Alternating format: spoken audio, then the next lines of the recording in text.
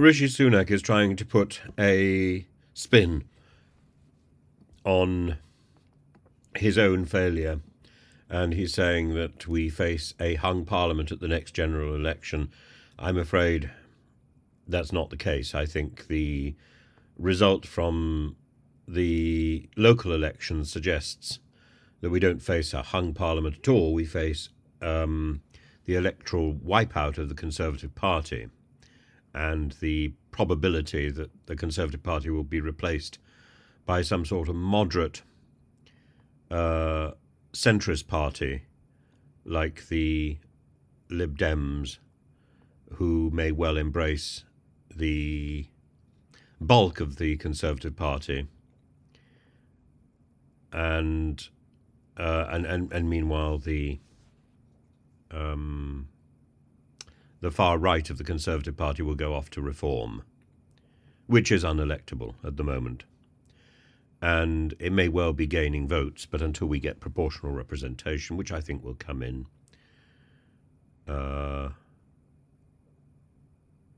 Rishi Sunak is responsible for the destruction of the Conservative Party. That is a remarkable achievement. I don't think he's done it on his own. I think he's done it mostly with the help of Liz Truss, who doesn't accept responsibility. At least Rishi Sunak is wise enough and clever enough to recognise that he's done serious damage.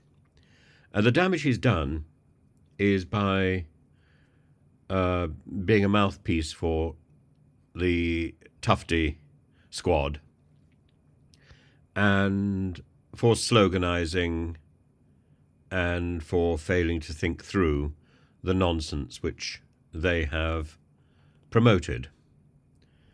And Suella Braverman this morning said that she regretted giving Rishi Sunak her support as if she was some sort of kingmaker. Now she withdraws that as if she is some sort of king destroyer. She is wrong. I think Rishi Sunak was the only viable leadership candidate in the wake of the mess created by Liz Truss.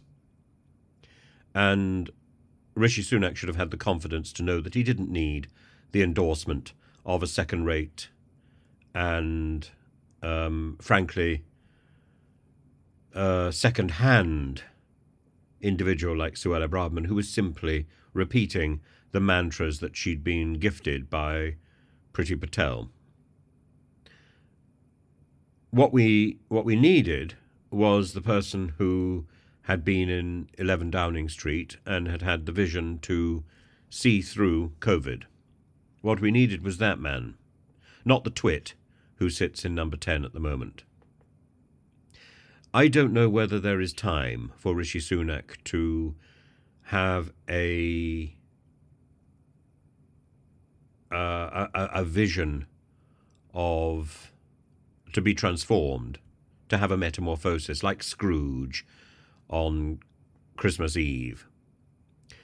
I think the local elections may well have been a vision of past, present and future for the Prime Minister. But whether or not he is able to see beyond his own ambition and to recognise that to be the guardian of a political party, he needs to be the past, the present and the future, just as Scrooge lives in the past, the present and future.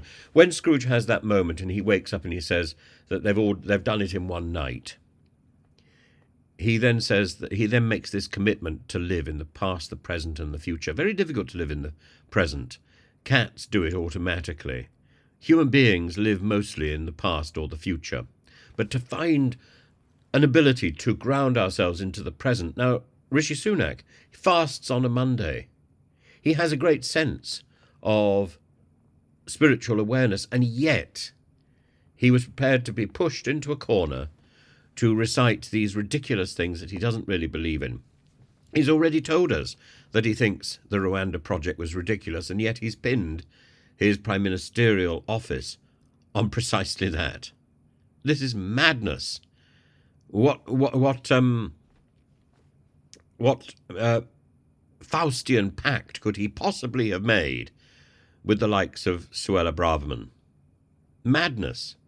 Suella Braverman as Mephistopheles. But to take this image of Scrooge a little further, the business of the Prime Minister is mankind, is charity. And charity is about the responsibility of the rich for the rest of our society. The rest of our society, the poor are not poor because of their own failings. The poor are poor because we haven't done enough as society to bring them out of poverty. That is a good conservative understanding. And that is something that Rishi Sunak seems to have abandoned. Rishi Sunak has adopted the Scrooge ideology that the poor should be punished for their misfortune. And he, in turn, is now finding that he is the author of this destruction. He can turn it back. And what he needs to do is to look at Tiny Tim. There are two visions of Tiny Tim. There are three visions of Tiny Tim. There's Tiny Tim who says, God bless us, everyone. Tiny Tim, in his poverty, recognizes the need for grace. And Scrooge says to the Ghost of Christmas Present, will Tiny Tim live? And the Ghost of Christmas Present says, I see a crutch without an owner. I see a vacant chair in the chimney corner. If these shadows do not change, the boy will die. And at about the same time, Scrooge notices these two children under the robes of the Ghost of Christmas Present and says, are they yours? He says, they are man's. This boy is ignorance, this girl is want. Beware them both, but most of all beware this boy. Education. Education was the thing that most worried Dickens, and that Scrooge was most warned about. Education, not immigration. And we have an appalling education problem. Our schools are not working. And this is not a matter of the private or the state system. It's a matter of the schooling itself, because we have got into a habit of thinking that schooling is about exam passing. Schooling is about equipping people, young people, with a fully rounded education and an ability to embrace the challenges of life. It's not about the knowledge we learn, it's about the techniques we learn. Knowledge is simply, the subject is simply the excuse to apply those techniques. If the only technique we learn is how to fill in an exam paper, all we are learning is how to tick boxes, how to fill in a PIP form, how to fill in an insurance claim. That's not life.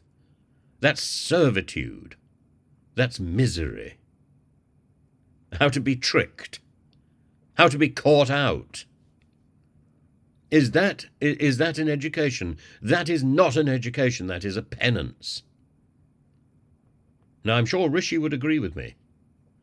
I'm sure Humza Yousaf would agree with me. But they're not allowed to open their mouth with their own voice. And that is the failure. Rishi has, 6 months at the very most left of this Parliament. In that time, maybe we can hear his own voice. Maybe he can redeem himself and save the party so that it becomes an instrument of good in opposition, so that it can encourage the Labour Party to embrace reality rather than this constant mantra of slogans put forward by what? If it's not Tufton Street, it will be another street that dictates the slogans of the future. The people who should be speaking are the people we've elected, not the shadowy phantoms of Tufton Street or all the shadowy phantoms of the trade unions or focus groups. The people we are elected are the people who should be making decisions and thinking for themselves. And if they can't think for themselves, then maybe they should resign. We elect a representative in Parliament to be our representative, to represent us for the duration of the Parliament. And we expect that representative to think for himself or herself, to take decisions on our behalf, not to be guided by the rhetoric and the slogans of somebody else who isn't elected. We don't have very much time, but Rishi Sunak has enough time to change the face of politics in Britain and to pave the way for a new government and to ensure that he is not responsible for the destruction of an entire political party. If that is his legacy, I wouldn't like to be in his shoes. He has a chance to turn this round. As for a hung parliament, that is no longer an option, I think. That is no longer a credible possibility. Horse trading, action, that's what he calls for. But it's not. It's not. We